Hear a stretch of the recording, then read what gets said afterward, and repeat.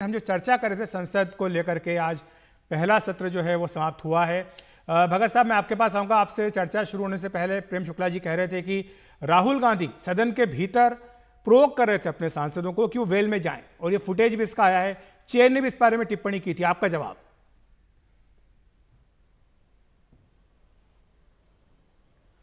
सबसे बड़ी बात है कि देश के सर्वोच्च पंचायत में क्या मणिपुर में लगातार जातीय हिंसा से ग्रसित है, राहुल गांधी जी ने आसन से एक अनुरोध किया, नेता प्रतिपक्ष ने किया कि दो सांसद हैं, उनको अपनी पीड़ा 2 मिनट प्रधानमंत्री जी का वक्तव्य से 2 मिनट पहले अपनी बात, अपनी व्यथा, अपनी पीड़ा को स्पष्ट करने दिया जाए। क्या मणिपुर के बारे जिक्र करना, क्या रियादिली दिखाना चाहिए था? लेकिन आसन वो इनकार कर दिया।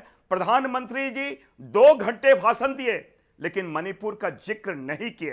तो क्या मैं एक चीज पूछ रहा हूं कि अगर नीट की बात करना, अग्निवीर की बात करना, अगर एमएसपी की बात करना, हमारे ये बच्चों के बारे भविष्य की बात करना, ये कहां से असंसदीय वाली बात हो जाती है? सवाल ये है कि जहां पर प्रधानमंत्री सांसदों को कहना कि वेल में जाएं, और आपने सुना होगा कि लोकसभा अध्यक्ष ने भी इस पर टिप्पणी की। उन्होंने कहा कि यह गलत है, ऐसा नहीं होना चाहिए।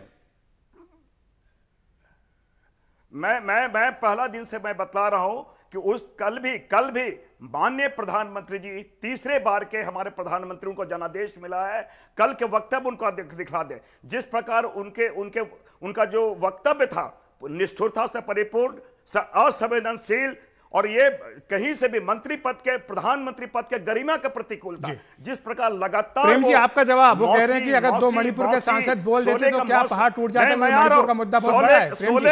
सुनिए, नहीं, 16 का मौसी याद पड़ गया, लेकिन मणिपुर ऐसे संवेदनशील से मुद्दे उन्हें याद नहीं आए, उनके मुंह से एक शब्द नहीं निकले। जी प्रेम जी, देखिए, लोकसभा अध्यक्ष जी ने श्रीमान विपक्ष के नेता को याद भी दिलाया था कि आपके अन्य सांसदों को बोलने का अवसर दें। तो श्रीमान राहुल गांधी ने मणिपुर के अपने सांसदों को बोलने का अवसर क्यों नहीं दिलाया? तो ये साफ तौर पर श्रीमान जी मणिपुर में 2012 तक, 1989 से 2012 तक 1650 हत्याएं हुई। हाईकोर्ट ने फटकार लगाई, लेकिन डॉक्टर मनमोहन सिंह, मनोरमा देवी, जिनकी 2004 में निशंसता पूर्वक बलात्कार करके हत्या की गई, 2014 तक आप उसको न्याय देने की स्थिति में भी नहीं रहे। भारतीय जनता पार्टी की सरकार आई मोदी जी की, तो न्याय मिला मनोरमा जी को। तो आप क्या मणिपुर पे बात कर रहे हैं? और मणिपुर पे संसद में मोदी जी ने जो है स्पष्टता से बयान दिया है कि किस तरह से वहां कानून एवं व्यवस्था की स्थिति को सामान्य किया गया, परीक्षाएं किस तरह से हुई, गृहमंत्री स्वयं किस तरह से वहां जाकर बैठे, किस तरह से वहां चुनाव जो है जिस तरह से अन्य प्रदेशों में संपन्न हुआ, वहां भी चुनाव संपन्न हुआ।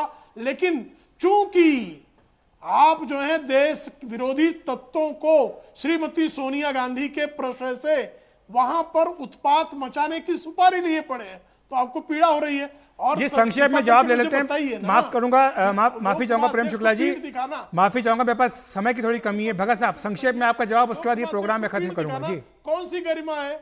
जी भगत जी, वेल में आना कौन सी गरिमा है? निश्चित वेल में क्यों आया? सवाल ये उठ रहा है कि वेल में क्यों भेजा गया? राहुल गांधी ने क्या प्रोवोक किया? पहले मैं इनकी बातों का जवाब दे दूं। प्रधानमंत्री जी के साथ भारतीय जनता पार्टी के साथ इनको फोबिया हो गया है। किस चीज का भाई? इमरजेंसी का, नेहरू का, गांधी परिवार का फोबिया हो गया। इनसे निकले। और क्या इनका मणिपुर में भी स्वर्ण काल चल रहा है?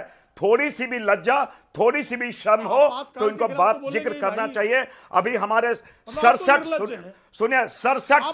हजार लोग डिस्प्लेस, 67 हजार लोग डिस्प्लेस हो गए हैं। 67 हजार लोग डिस्प्लेस हो गए हैं। मैं इनकी बातों से, इनके राजनीतिक प्रेम शुक्ला जी मेरे भाई, उनके राजनीतिक संस्कार क्या है, इनके शब्दों से बयान हो रही है। मैं सर माफी चाहूंगा, मेरे पास समय की कमी है। मैंने कहा था कि संक्षेप में जवाब दीजिएगा। बहरहाल शुक्रिया आपका प्रेम शुक्ला जी और भगत साहब, हमारे साथ जुड़ने के लिए, विस्तार से अपनी बात रखने के लिए।